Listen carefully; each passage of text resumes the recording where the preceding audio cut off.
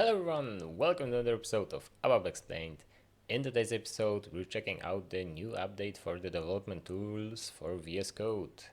This morning a new version came out, it's version 1.1, and with this version come a lot of cool new features, such as editing programs includes structures, tables, and so on and so on. We've got a wrap and CDS support.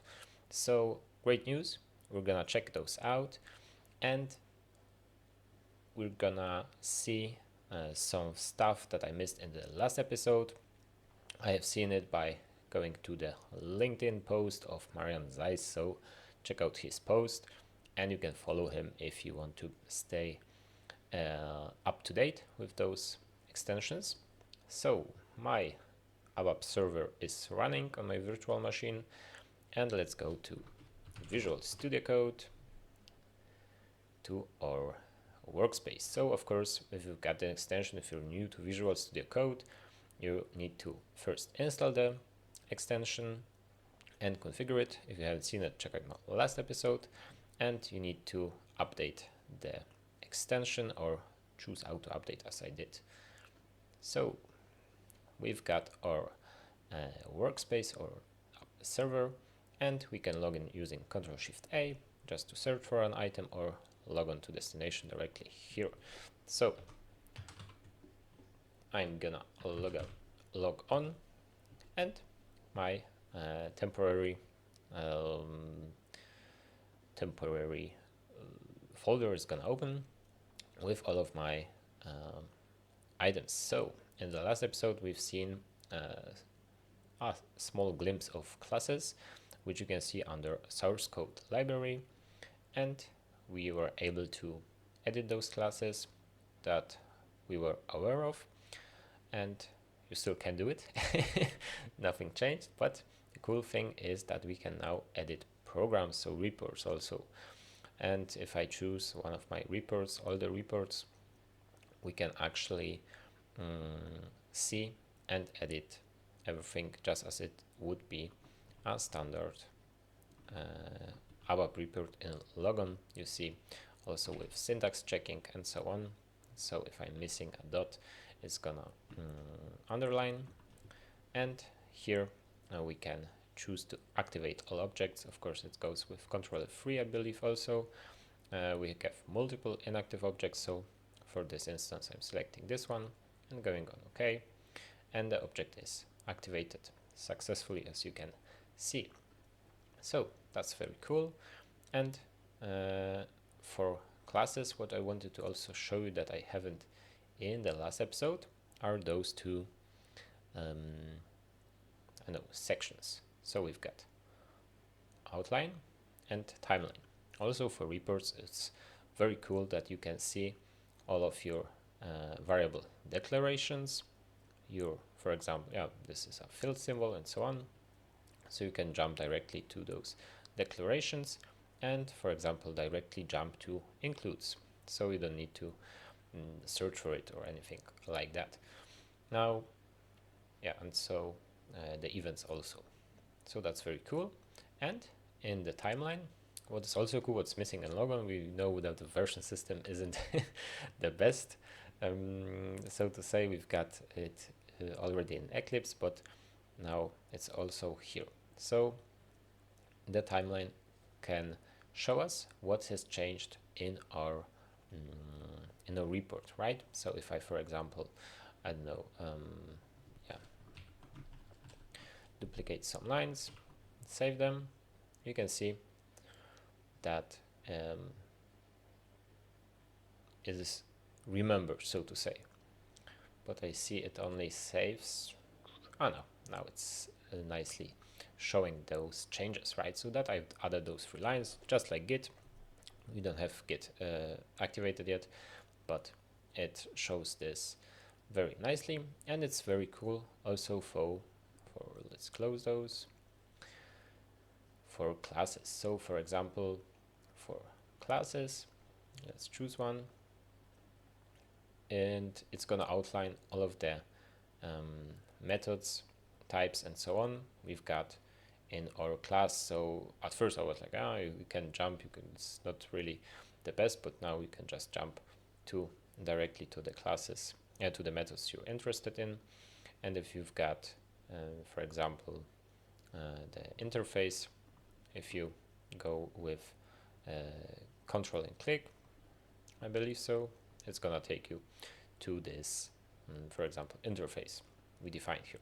So that's very cool. And as I said, this timeline is a local history, which is very, very, very helpful. So I tried to edit other development objects as for reports and so on, but I don't know, maybe I'm doing something wrong, but it still doesn't pop up for me for data elements, domains, and I believe table types.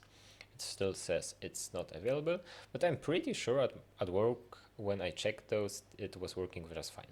Maybe I didn't check data elements. I don't know. I'm sure it will come soon. I mean, it's in the release notes, so either I'm doing something wrong or I don't know. But we sure can edit tables. That was also missing. Edit tables just as in Eclipse. It's an Eclipse view, so to say.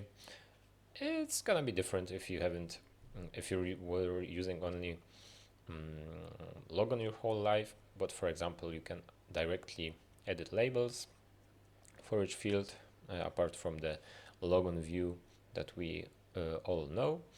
And yeah, also other annotations.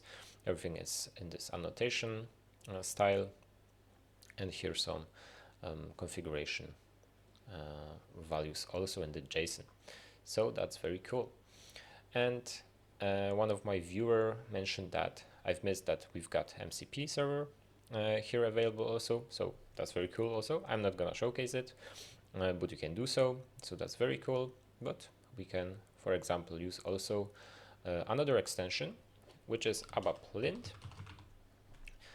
And if you install this, it's pretty cool. It's got some checks for your coding, and it will tell you what the usual what mistakes have you done in your class, and so on and so on. Now it works differently for each type, I would say. I like to use it for reports. I'm sure you can change those in the settings, but for example, for a program, it's maybe this example is too simple, but for example, this this report shows us that if we go here, that avoid Hungarian notation. So I'm using still the old notation LT, which many projects still use and probably will use. So it's up to you if you want to change it.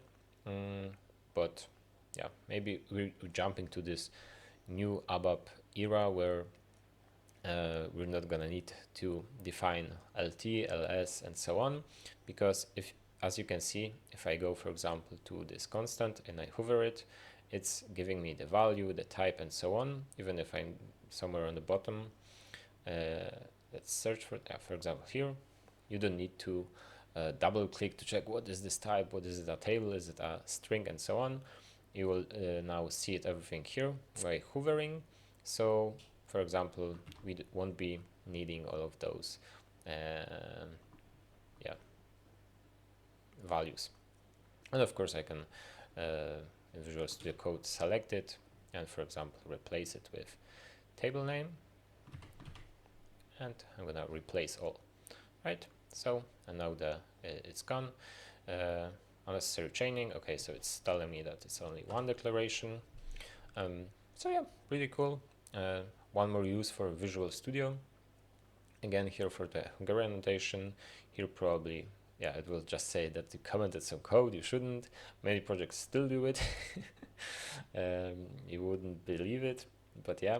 And yeah, like there's many things like auto completion also in some cases. And yeah, I would recommend you to check it out. It's pretty cool. Even here, for example, it's saying that there's like indentation. You can do a quick fix, but then in this case we can just do the quick fix. But for some cases, you're gonna, if you use this, it's gonna ask you for the Copilot license and so on. So if you are not logged in, I'm not logged in, it won't do it, but still for those in the quick fix, it will just delete all commented code, for example. All right, cool guys. So for now I'm disabling it. It's just a showcase, but I think it's too much red for me, like especially in those classes where it will say that it's like keyword should be uppercase and lowercase. Yeah, but anyways, it should be in a video about the extension of ABAP Development Tools and not abapLint, but yeah, whatever.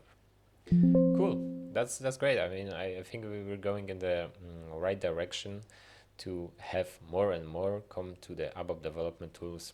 I'm really happy that it's come to it. You can see we still need to have some work to do, so yeah, I'm really hoping that in the next versions there's gonna be a version where you can run the reports. Of course, we've got unit tests, working unit tests that you can run, and yeah, but still running reports is not possible as far as I've seen.